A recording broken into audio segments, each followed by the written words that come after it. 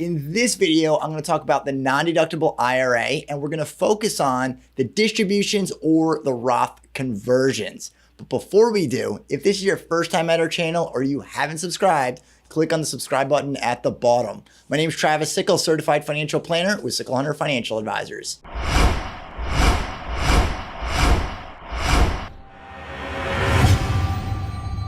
So last week I talked about the non-deductible IRA and how you can do a Roth conversion. Now I want to focus on that conversion or the distribution to the non-deductible IRA. So a quick recap of the non-deductible IRA. If you earn too much money and you can't put your money directly into a Roth or a traditional IRA for whatever reason, then you can do what's called a non-deductible contribution to the traditional IRA. So that is after tax dollars that are going to grow tax deferred, but then when they come out, part of it is going to come out tax-free and part of it is going to be taxable. So that is the non-deductible IRA. And it gets a little bit more complicated when you have a traditional IRA. And that's the example that I set up for last week. So let me bring up that example up on my whiteboard here. So I actually still have it right here. So the example that I gave last week is right here. And it's the IRA, the traditional IRA with $60,000. Now there were $6,000 of non-deductible contributions, and our deductible or our traditional IRA deductible contributions were $54,000. So total IRA was $60,000. Now when we first did our conversion or the distribution, it doesn't matter which one you're doing. So if we did it, then 54,000 divided by the 60,000 gave us 90%. So 90% of the dollars are over here, 10% are over here. And it's pretty simple. 6,000 of 60,000, it's 10%. So 10%, 90%. So then we figured out that if we're going to convert $6,000, then $5,400 would be taxable because that is the portion that's coming out. And that is called the Pro Rata Rule. Now, it gets a little bit more complicated than that when we're converting and then we have growth in our non-deductible. So let's talk about that. So if that's the case, let's say that we had $54,000 of our deductible contributions and then we had our $6,000 as our initial non-deductible contribution. But let's say our 6,000 grew to 10,000 and our 54 grew to 90,000. I'm still trying to keep the math a little bit simple here. So let's take a look at that. In this case, if you remember last time, so it's going to be challenging because I am a lefty. So 54,000, I've probably done this on the other side, but it is what it is. So 54,000 grew to 90,000 and our 6,000 grew to 10,000. So our total IRA here is $100,000. Now this math is also going to be simple, but what we don't do, we're going to convert. Let's say that we convert $10,000. Well, our 10,000 conversion still goes to the same math as before with the Pro Rata Rule, but the Pro Rata Rule only cares about the non-deductible contributions when we're looking at it. So it's still $6,000. It's not the full 10,000. So that means only 6%, because 6,000 of 100,000 is 6%. So 6% now is going to be our conversion that is going to be tax-free. So 6% of every single dollar. And this is the total traditional IRA account balance. Now, whether or not you have one IRA or 10 IRAs, it doesn't matter. You have to aggregate all of them. And then you have to do this exact math. You have to take the non-deductible contributions and figure out what ratio of that non-deductible is to the entire IRA. So now you can see that we have $4,000 worth of growth from our non-deductible contributions. But that growth inside of the traditional IRA still is going to be taxable. Because you have to think of it like this. Your dollar is going to be taxed at some point.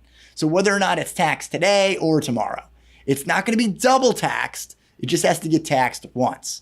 So the non-deductible contributions were taxed previously. So that means they're not going to be taxed when they come out because we've already paid taxes on it. And all the growth, unlike the Roth IRA, all the growth in a traditional IRA will be taxable as ordinary income. So that's how we figure that out. Now, I also pointed out that you might want to consider having two separate accounts where we have our traditional IRA with our deductible contributions and our non-deductible contributions. The reason being is the broker-dealers, the place that you keep the investments, doesn't track any of this stuff. So when you open up your statement, you're going to see contributions, period. That's all you're going to see. So let's say that you made a traditional IRA contribution this year, a non-deductible contribution the year after, and then you flip back to a traditional IRA contribution the year after that. If you looked at your statements, all you would see is contributions for every single year. That's all they would be. There's no accounting that would show non-deductible versus deductible contributions. That is just another way, by splitting up the accounts, and you know that this account only has non-deductible contributions, you can look at that account and figure out that, hey, all these contributions were non-deductible contributions. So it's going to help you keep track of it a little easier. Now, there is another way to do it. That is the IRS form 8606. And that's the form that gets filled out when you make the non-deductible contribution. So that's going to track it for you. But another way to do it is to put the money into the non-deductible IRA as a standalone IRA. Now, you have to take that next step of also making it complicated, because none of this stuff is going to be simple. So when we pull our money out, and we know that we have to pull 6%. So if we're taking $10,000 out, we have to take 6% from this account. Then you might want to consider taking 6% from this account. So then when you look at the statement for the following year, you can still see exactly how much money came out and know that this is the non-deductible contributions and distributions. And then you would take the other 94% from this account up here. So that would make it a little bit easier. Now, you don't have to do any of this. You can keep one single account. You just need to figure out what works for you. And your advisor might not be looking at every single form 8606, or you might forget about form 8606 when you took a distribution or did a Roth conversion from years ago. So unless you look at that information, you're not going to know the split between these two. Because again, it's not the responsibility or the requirement of the place that you hold your assets. It's not they don't keep track of it. There's no way. You can call them, you can ask, but they don't keep track of it. It's not a rule just yet. It should be, but it's not. So this is another way that you can just keep it a little simpler, where you can just look at the contributions and the distributions. But if you do have the growth on this side, it will be taxable the same way that your traditional IRA is taxable. So that is how a non-deductible conversion or a distribution works. So it does make it really complicated moving forward if you have existing traditional IRA dollars. Now, there are other strategies that you can use to help make this even simpler before you make that non-deductible IRA contribution. But if you have non-deductible and deductible contributions, having the two separate accounts will make it a little bit simpler. Now, this isn't going to work for everybody. If you keep really detailed notes, maybe that's just an extra step that you don't want to deal with. And again, if there are fees, and if there are things like fees to have the accounts open, then you might want to reconsider it and just go through and do the work, or just keep really accurate notes. But this is one of those things that can make it really complicated, and you don't want to pay more in taxes than you need to.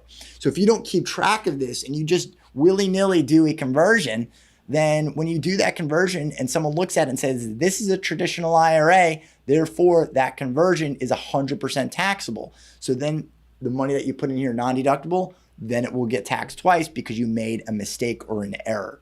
So you don't want that to happen. So this is just one extra step. Of course, you can fill out the form 8606. You can keep really detailed notes.